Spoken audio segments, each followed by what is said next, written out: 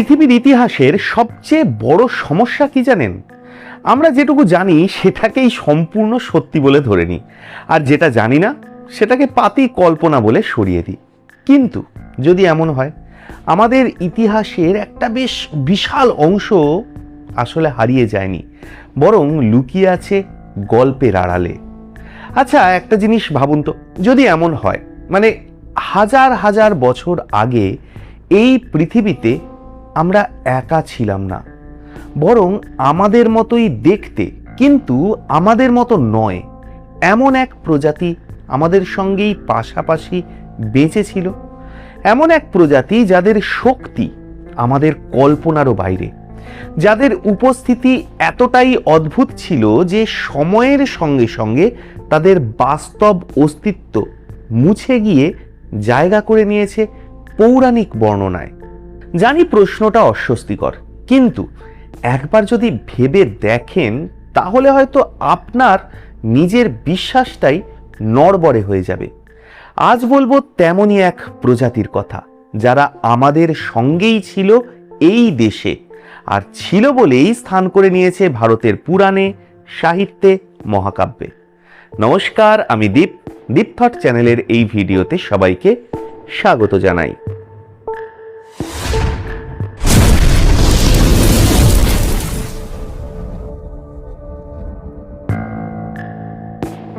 প্রথমে একটু ইতিহাস নিয়ে আলোচনা করা যাক।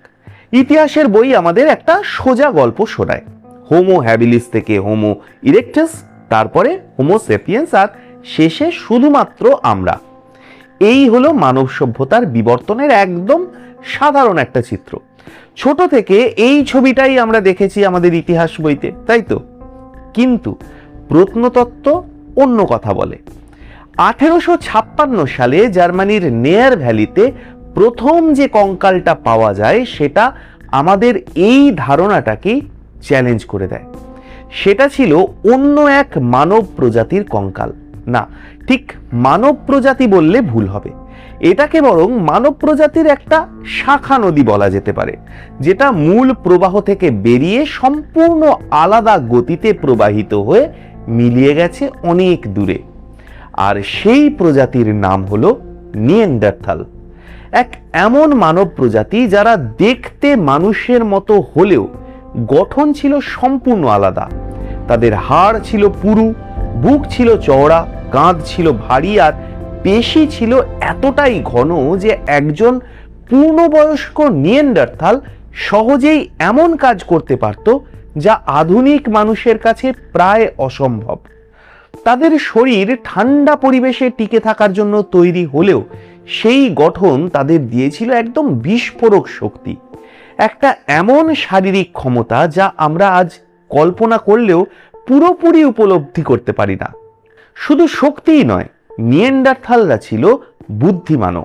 তারা আগুন ব্যবহার করত, পাথরের অস্ত্র বানাতো, দলবদ্ধভাবে শিকার করত, এমনকি আহত সদস্যদের যত্নও নিত। তাদের মধ্যে ছিল সংগঠন, ছিল যোগাযোগ, ছিল এক ধরনের সামাজিক কাঠামো।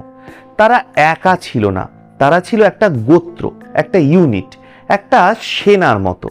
আর এখানেই মিলটা অদ্ভুতভাবে স্পষ্ট হয়ে উঠতে শুরু করে। একদল শক্তিশালী সংগঠিত সত্তা, যারা মানুষের মতো কিন্তু পুরো মানুষ নয়, যারা একসঙ্গে লড়তে পারে, পরিকল্পনা করতে পারে, নেতৃত্ব মানতে পারে। কি চেনা চেনা লাগছে না ব্যাপারটা? ঠিকই ধরেছেন, আমাদের দেশের হাজার হাজার বছরের পুরনো মহাকাব্য রামায়ণে আমরা পড়ি একদল বানর সেনার কথা, যারা মানুষের মতো কথা বলে, যুদ্ধ করে, কৌশল বোঝে, আর যাদের মধ্যে একজন হনুমান, অসীম শক্তির অধিকারী। কিন্তু একটু থামুন, এই গল্পটাকে যদি আমরা একেবারে আক্ষরিকভাবে না দেখি, যদি এই বানর শব্দটা কোনো প্রাণীর নাম না হয়ে বরং একটা বর্ণনা হয়, মানুষের মতো কিন্তু পুরো মানুষ নয়, যদি সেই অসাধারণ শক্তি, সেই লাফ, সেই পাহাড় তোলা সবকিছুই আসলে কোনো বাস্তব ক্ষমতার অতিরঞ্জিত প্রতিফলন হয়, তাহলে কি এই কাহিনীটা আর শুধুমাত্র ধর্মীয় বা পৌরাণিক থাকবে, নাকি এটা ধীরে ধীরে এক হারিয়ে যাওয়া ইতিহাসের ইঙ্গিত হয়ে উঠবে। কিন্তু বিজ্ঞান তো বলে নিয়েন্ডারথালরা প্রায় 40,000 বছর আগে নাকি বিলুপ্ত হয়ে গেছে। আচ্ছা, সত্যি কি তাই, নাকি এই গল্পের শেষটা আমরা নিজেরাই লিখে নিয়েছি? 2010 সালের জেনেটিক গবেষণা দেখায় আজকের অনেক মানুষের শরীরেই 1 থেকে 2% নিয়েন্ডারথালের ডিএনএ রয়েছে। মানে তারা শুধু ছিলই না, তারা আমাদের সঙ্গে মিশেও গিয়েছিল। তাহলে কি তাদের সব গোষ্ঠী একসঙ্গে হারিয়ে গেল, নাকি কিছু অংশ পৃথিবীর অন্য প্রান্তে সরে গিয়ে সভ্যতার চোখের আড়ালে নিজেদেরকে টিকিয়ে রাখলো? ঠিক এই প্রশ্নটাই তুলেছিলেন জার্মান গবেষক ডক্টর এলিয়াস ভোরেনবার্গ। তার বই the last tribe, shadows of a forgotten স্পিসিসে তিনি একটি বিতর্কিত কিন্তু অদ্ভুতভাবে আকর্ষণীয় তত্ত্ব দেন। নিয়েন্ডারথালদের একটি ক্ষুদ্র গোষ্ঠী হয়তো ইউরোপ থেকে সরে এসে দক্ষিণ এশিয়ার জঙ্গল আর পাহাড় ঘেরা অঞ্চলে আশ্রয় নিয়েছিল। তার মতে এই গোষ্ঠীগুলো মূল ধারার সভ্যতা থেকে দূরে থেকেও সম্পূর্ণ অদৃশ্য ছিল না। তাদের উপস্থিতি ধরা পড়েছিল মানুষের অভিজ্ঞতায়, গল্পে, কাহিনীতে। কিন্তু সময়ের সঙ্গে সঙ্গে সেই বাস্তবতা হারিয়ে গিয়ে জায়গা করে নেয় পৌরাণিক রূপ। এবার ছবিটা একটু পরিষ্কার করে দেখুন। একদিকে নতুন সভ্যতা গড়ে তোলা মানুষ, অন্যদিকে জঙ্গলের গভীরে বেঁচে থাকা এক শক্তিশালী প্রজাতি। প্রথমে ভয়, তারপরে সংঘর্ষ, তারপরে ধীরে ধীরে যোগাযোগ, আর শেষ পর্যন্ত একটা শক্তিশালী জোট, একসঙ্গে লড়াই করার জন্য, একসঙ্গে টিকে থাকার জন্য। আর সেই জোটের মধ্যে উঠে আসে এক অসাধারণ শক্তিধর সত্তা, যার ক্ষমতা সাধারণ মানুষের চোখে অলৌকিক বলে মনে হয়। সে লাফ দেয়, সে তুলে নেয় পাহাড়, সে ভেঙে ফেলে গোটা একটা শহর, যেন প্রকৃতির নিয়ম তার জন্য সম্পূর্ণ আলাদা। এটা কি কেবলমাত্র কল্পনা, নাকি এটা সেই প্রজাতিরই ছায়া যাদের আমরা আজ নিয়েন্ডারথাল নামে চিনি? বানর সেনা কি সত্যি বানর ছিল, নাকি তারা ছিল মানুষের মতো কিন্তু পুরো মানুষ নয়, এমন এক হারিয়ে যাওয়া অধ্যায়? হয়তো সত্যিটা আমরা কখনোই পুরোপুরি জানবো না, কিন্তু ইতিহাসের একটা অদ্ভুত স্বভাব আছে জানেন তো, সে কখনো পুরোপুরি হারিয়ে যায় না। সে লুকিয়ে থাকে, রূপ বদলায়, গল্প হয়ে আবার ফিরে আসে, আর আমরা তাকে মিথ বলে মানতে শিখি।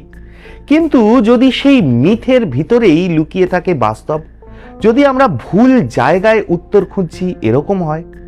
শেষ প্রশ্নটা আপনাদের জন্যই তোলা থাকলো। আমরা কি সত্যি আমাদের ইতিহাসের পুরোটা জানি?